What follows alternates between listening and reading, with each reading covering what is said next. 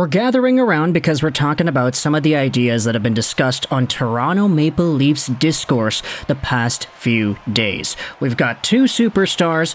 Both are on expiring contracts, which will end off in 2025, and conversations as to what the Leafs could do with these guys and their futures. So, let's head over firstly to an article published on NHL.com. This is the Dan Rosen mailbag, all the way back from March 26, 2024. And the second question is the one that we're interested in talking about here. The reader asks Dan Rosen, with Austin Matthews and William Nylander locked up for the Toronto Maple Leafs, if they fail to reach the Eastern Conference Finals, would this be the time to move Mitch Marner, knowing that he has 1 year left on his deal? Now pause, before we dive into that, what exactly is it about the Eastern Conference Finals that makes it easier to trade away Marner? Why not if they lose in the second round? Why not if they lose in the first? Why not if they make the gosh darn Stanley Cup Finals? If you win the Stanley Cup, would it not be easier to trade away a guy like that because, hey, you've already got your chip? I don't know, I'm just kind of questioning the logic as to why the third round benchmark is the one that's used here as to whether or not it would be time to move Mitch Marner. But Mitch is indeed on an expiring contract, which takes him till the end of 2024-2025 at $10.9 million a year. He'll be eligible to sign an extension by the time July rolls around, but for now all we can do is speculate as to what the future may hold. Marner has 78 points in 64 games played this season, on pace for about 84 in a 69-game sample, which, if you do the math over 82, he would have been on pace for pretty much the exact same point production he had last year, 99 points in 80 games played, so we all recognize that Marner is one of the best Maple Leafs on this team. We recognize that during this stint, in particular, during the point streak and everything, even in the stint right before he had gotten injured, he was arguably playing some of the best hockey he'd ever played. Just the way he's able to create plays and what he does and how he roves around the ice and how his puck possession has evolved over the years, Mitch Marner is very good. But the question is, hey, he may want himself the bag by the time 2025 rolls around. Will the Toronto Maple Leafs be able to afford that? Will they be able to keep him around? So the question is, do the Maple Leafs trade him? Dan Rosen replies to this question saying, no. The Maple Leafs need to re-sign Mitch Marner before next season. He's too important. If Marner was just another player who puts up points but has limitations in other areas of the game, particularly away from the puck, then the answer would be yes. If that were the case, he'd be replaceable. Maybe not at the same level of production, but at least close to it with a player making less money than the $10.9 million he makes right now. Marner, though, is the Maple Leafs' do everything forward. He plays big minutes, handles tough matchups, plays on the power play and penalty kill, and he does it all well. He's a Selke Trophy type of player. Last season, he'd finished third in the voting for the trophy that goes to the best defensive forward. He could win it one day. You don't trade players like that away unless you're getting back equal value. For the Maple Leafs, they cannot win a trade involving Marner unless they're getting back an elite number one defenseman who, like Marner, is in his prime, 26 years old going on 27. So if you tell me they're getting Quinn Hughes for Marner, then I'm all for it, but that's not happening. Cale Makar? Nope. Rasmus Dahlin? Adam Fox? Nope. Noah Dobson? I doubt it. It seems unlikely. So, the main idea, the thesis as to what Rosen is proposing here is that you're not really trading Marner unless you're getting a bona fide number one defenseman in return. And while I can agree with that philosophy in practice, I'm not completely perplexed as to why the question is even being asked in the first place. With the Maple Leafs and all the money they've committed to their guys, there is room for doubt as to whether or not there would be enough space to bring back a guy like Marner, especially if he goes out there and demands a raise in the $13 million-ish range. The cap's going up. What's to stop Mitch Marner from going out there and getting $12.7 million a year, more money than Nathan MacKinnon, and slightly underneath Austin Matthews? It doesn't seem like that preposterous of an idea when you consider how the Toronto Maple Leafs have handled their money in the past, and just the overall trajectory of how these growth contract signings seem to be building up on themselves. So I'm not saying that Marner is worth a $13 million contract, but if he asks for it, I don't think anybody would be too surprised.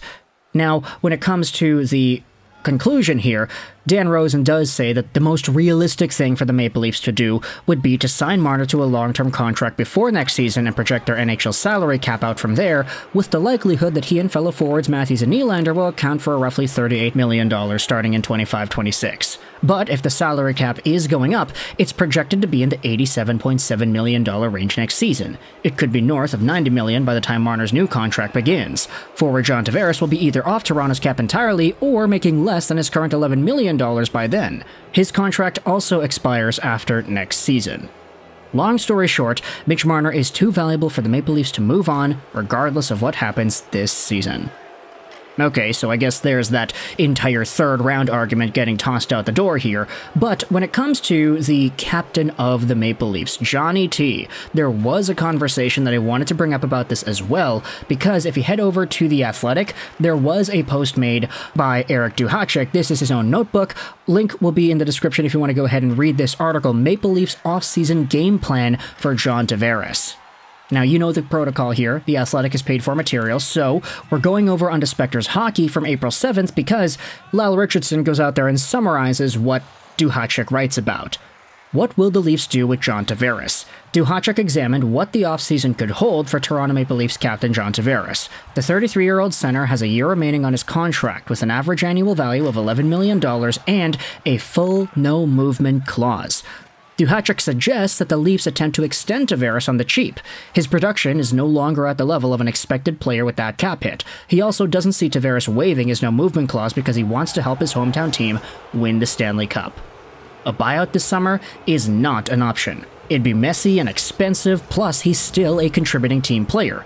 Doing nothing and letting him walk next summer is an option if he will not sign an extension. Now, let's go over to Johnny T's overall profile and see how exactly things have been going for him. His production has declined this season by a pretty significant amount.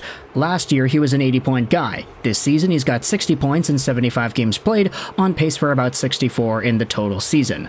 Not great for $11 million a year, a contract that does expire at the end of the 24-25 season. But as Duhacek writes, there's no way Johnny T is getting $11 million on his next contract. It's probably not going to happen.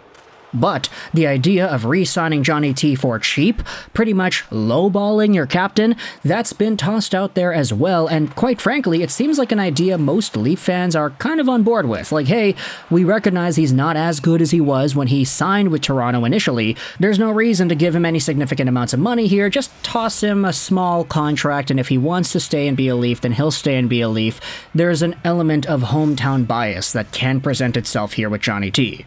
The only question is, where exactly is the limit there, and what happens if Tavares says no? Do you just let him walk away in free agency? If you're not able to get an extension done, do you trade him at the deadline, try to get something else back, and use the extra money to shell out Marner's contract, or fix everything else with the rest of your lineup?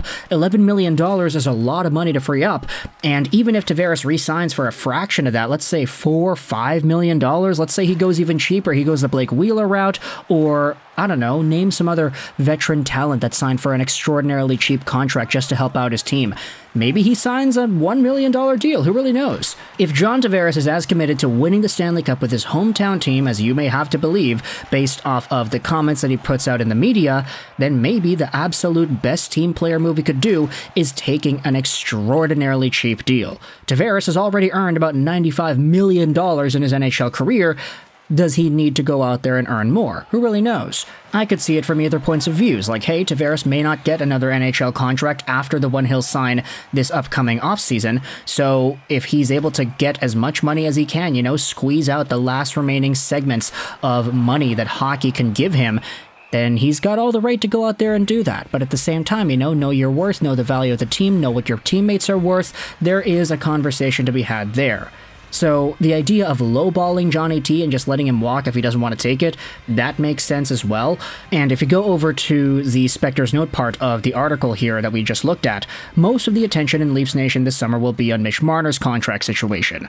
Like Tavares, he's a year away from UFA status. However, he's in his playing prime and could seek as much as an AAV of $13.25 million to stay in Toronto. Tavares' production noticeably declined this season from the point-per-game pace he has been on for most of his career. With 59 points in 74 games played, however, he is still a productive member of the Leafs. He knows he won't get anything close to his current AAV in his next contract, though. How much of a pay cut he's willing to accept will decide if his future with his hometown club extends beyond next season. So, let me know your thoughts in the comment section below about the Mitch Marner trade idea, as well as the idea of John Tavares getting lowballed. Do you think this is the best way to go about it? What would you do if you were Brad Treliving, and what do you think the ultimate conclusions will be to these stories? Let me know your thoughts in the comment section. I hope you enjoyed this video. 99, and bye.